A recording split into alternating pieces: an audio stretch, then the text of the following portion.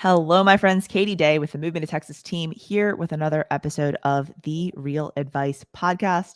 I'm excited today to dig in with a friend met, I guess, over the past few years here through our coaching ecosystem, and have been impressed by not only the team growth, which we'll probably dig into today, but also that he still just absolutely crushes it in real estate. Please join me in welcoming Tanner Tilling. What's going on, man? How are you? Fantastic. How are you, Katie? Good to see you. Doing well. Good to see you. So, for those that may not know you, I know you're based in like the Tampa Bay area, right? So, where does your team serve us?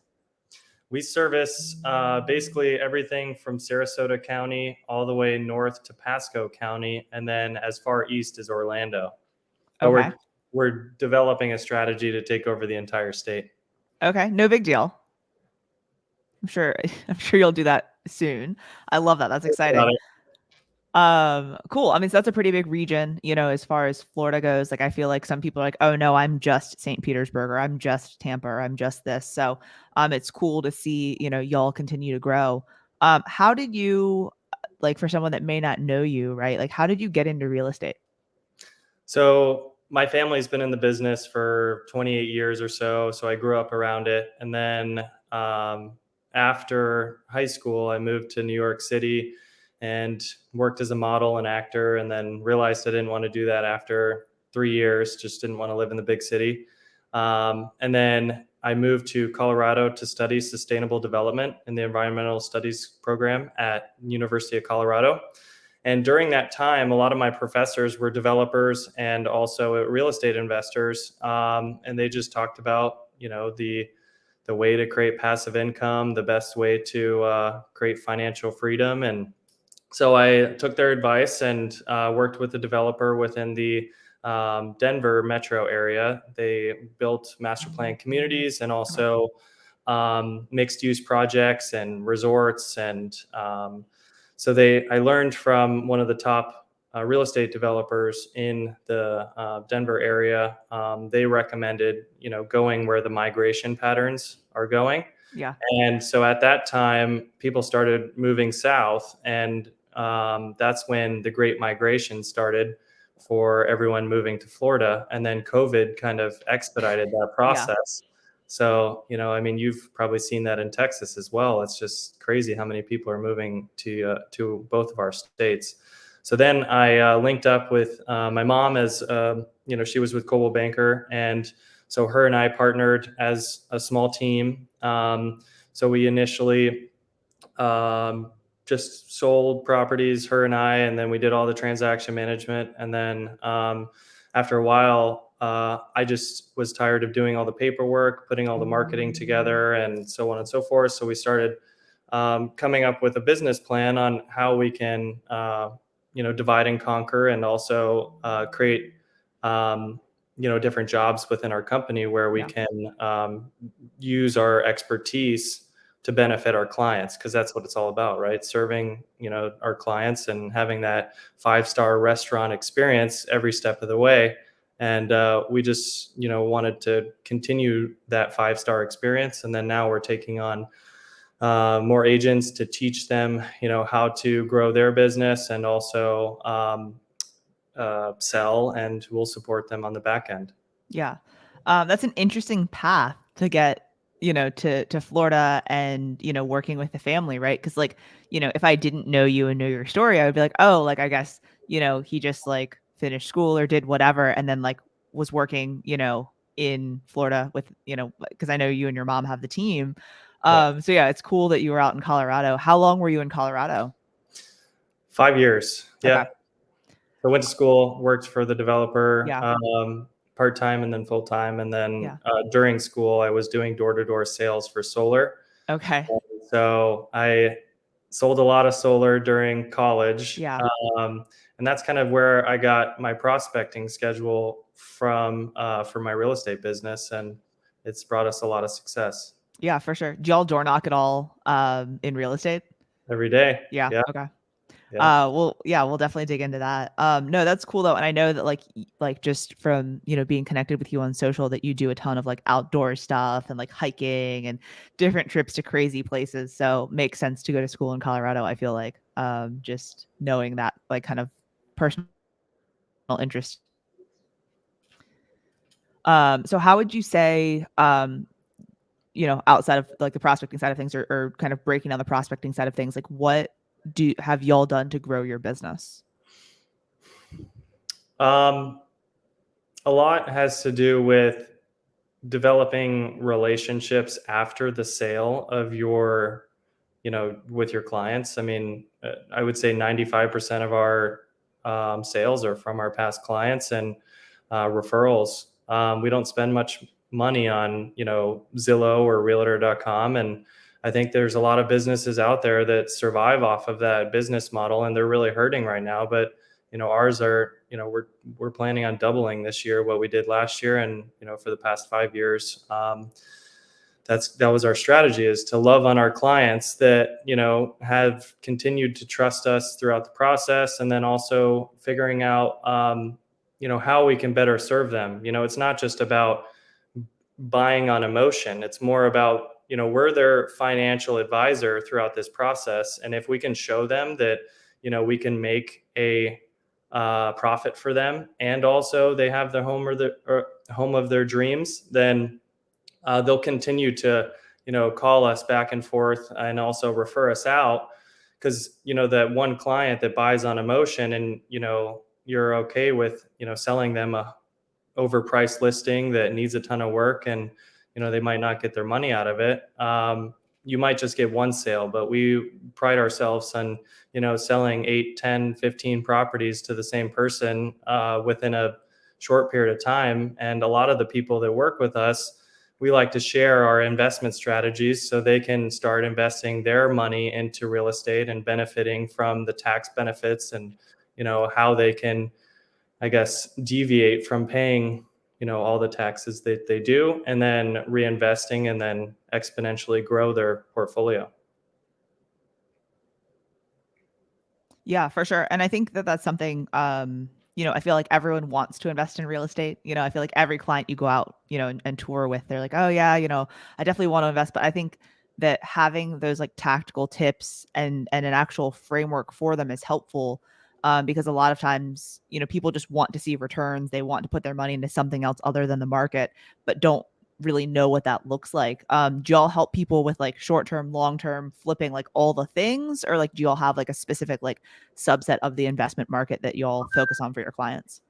Yeah. So I personally do flips, and then long-term rentals and short-term rentals. So Okay. we can help them with fixing up properties, but we can also help them with, putting the vendors together, preparing the house for sale when they want to, net the most money in the least amount of time. But yes, we have strategies for each person. I think the majority of individuals that, are the first time investors, a lot of people are on the hype of Airbnbs, but after they get into managing 3 to 5, 10 properties, then they realize that that's a full-time job. Oh yeah. So we have connections that can help mitigate that management, Yeah. and help them with answering the questions about where do I go, to get the best restaurant or eat the best food, and so on and so forth. But yeah, we have a vendor for everything.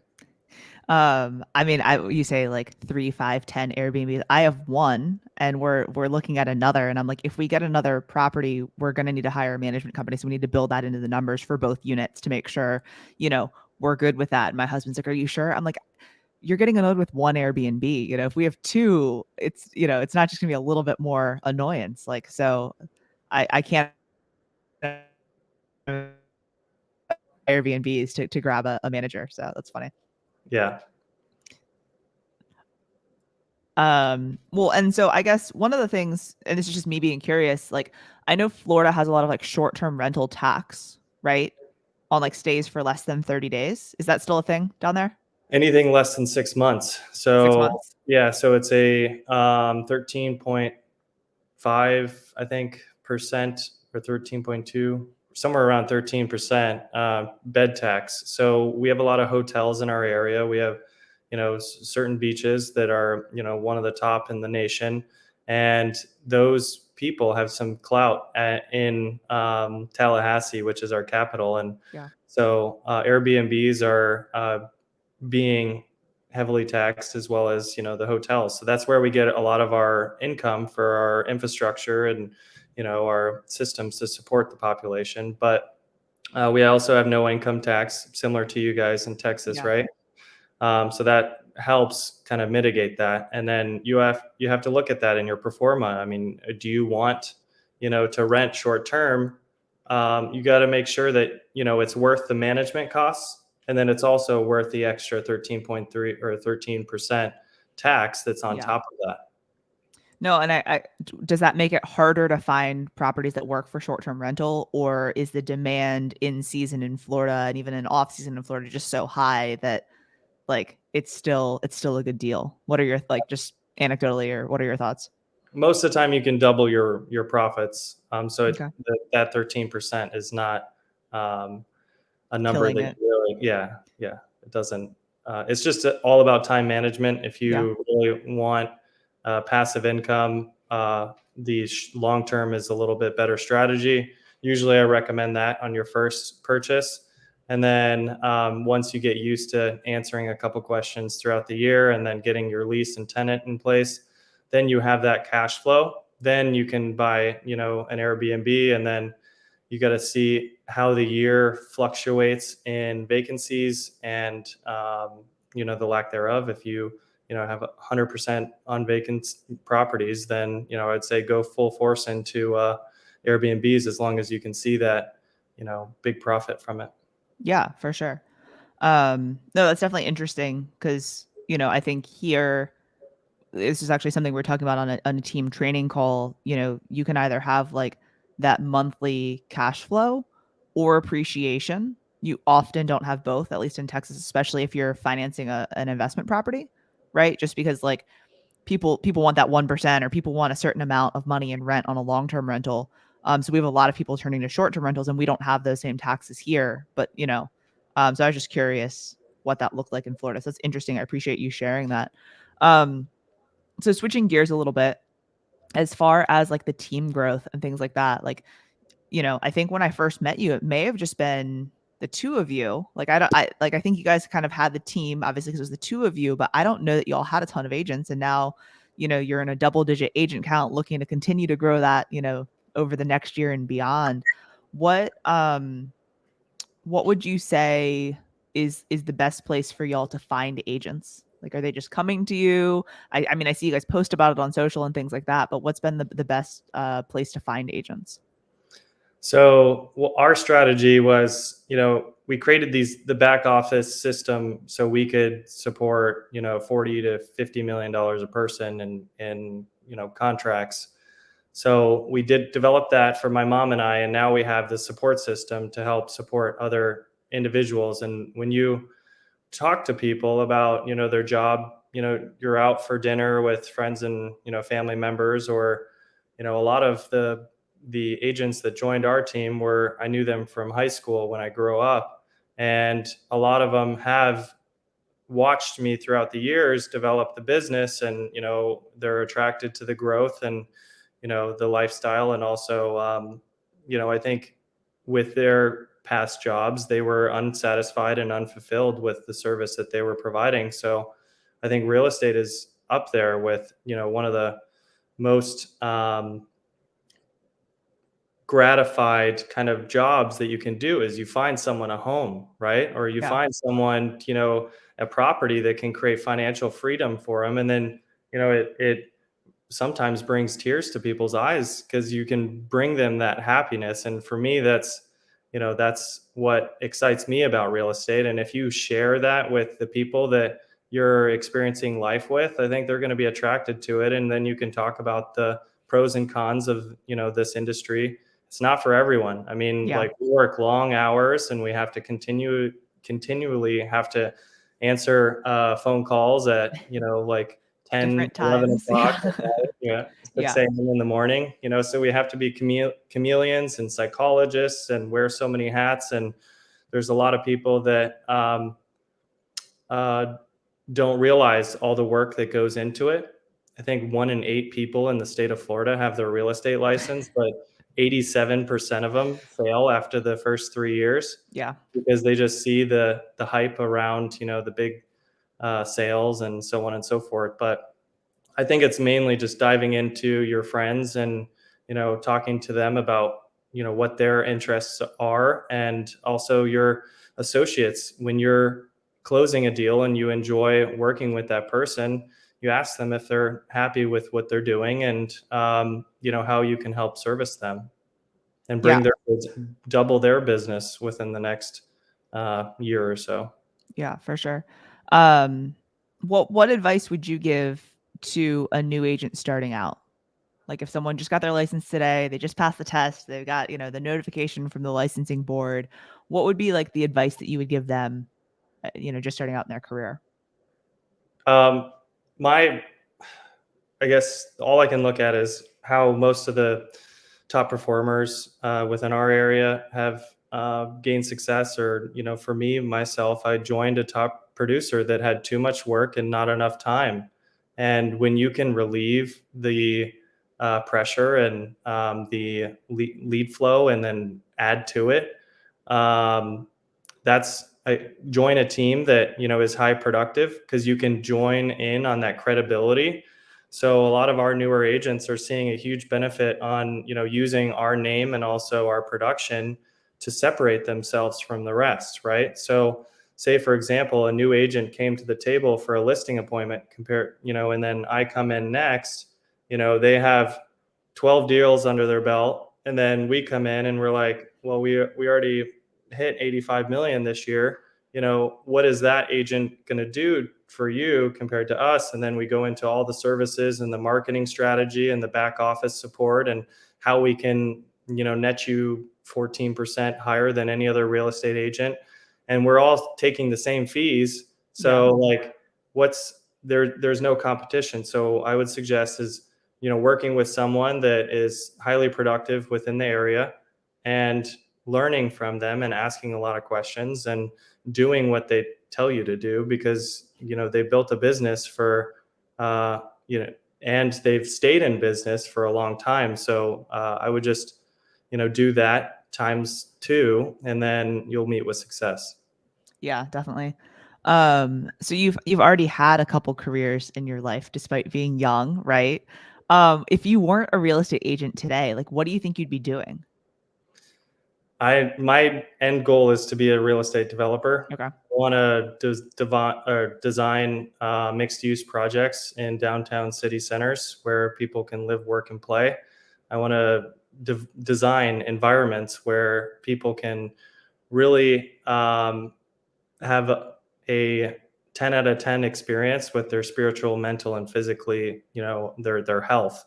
And I feel like the developments within the past are not focused as much on health of the human being. It's Yeah. more just like, this is a place for someone to live, and I just want to create some environments for people to live. So that's kind of like my end goal, is to create developments. But I've always wanted to be a rancher too, like having 20 horses on a Yeah. mountainside and then a lake out back. And that would be fun. Well, once you sell a ton of real estate and then, do your developments and sell one or two of those off or whatever that looks like, I'm sure you'll have enough money to go buy, a ton of acres out in like Montana or something.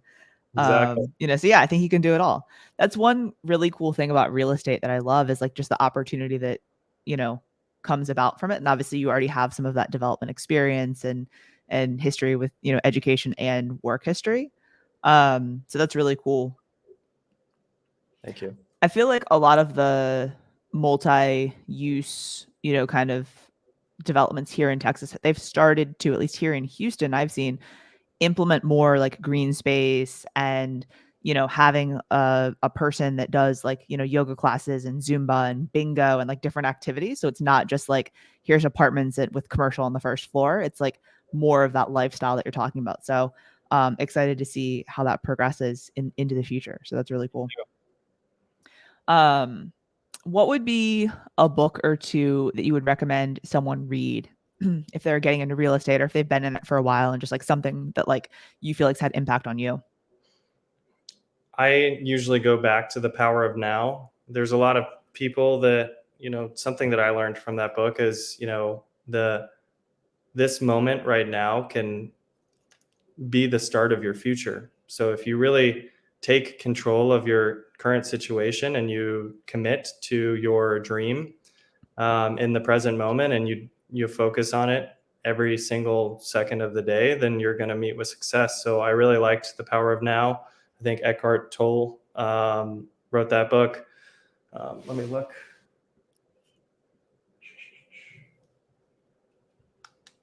That's one of my favorite books. Yeah.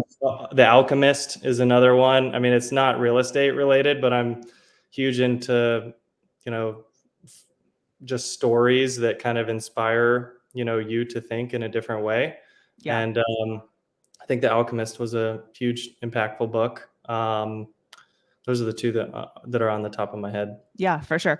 That's like one of my selfish questions, because like a lot of times people will say books that are like sitting over my shoulder here that, I've read or I read, Yeah. once a year or every few years or whatever. But like I just wrote down The Power of Now because I always love getting those new recommendations, because I've always got like Audible credits and like, whatever. So always. I'll share my list with you. I have them all on a audiobook. Yeah. Yeah. Awesome. I appreciate that. Yeah. Very cool. Well, all right. I'm going to hit you with a hard hitting question. It stumps people sometimes, so I hope you're prepared. If it were your last meal on earth, what would you be eating? Probably steak and lobster with mashed potatoes, All maybe a little right. cheese in the mashed potatoes. I like it. Do you have a particular like homemade? Do you have a restaurant you like to go to? It would probably be a ribeye from the interior of my house. Yeah. I Cool. like the way I cook it. Yeah. No, I feel you on that. Yeah. And it's always a better deal. You can get like this fat steak that would be like, $100 at a restaurant, and it's like 30. It's amazing. Yeah. Cook just Exactly. the way you want it. Cool, Tanner. Well, I appreciate you taking the time today to chat. It was great getting to know you a little bit better and hearing what has made y'all so successful down there in the Tampa Bay and Florida area. Can't wait to see your continued growth and expansion of the team. And I'll see you here soon. And we can catch up in person. Perfect. Thank you for your time, Katie. It's All right, nice man. seeing you. Talk to you later. Take care.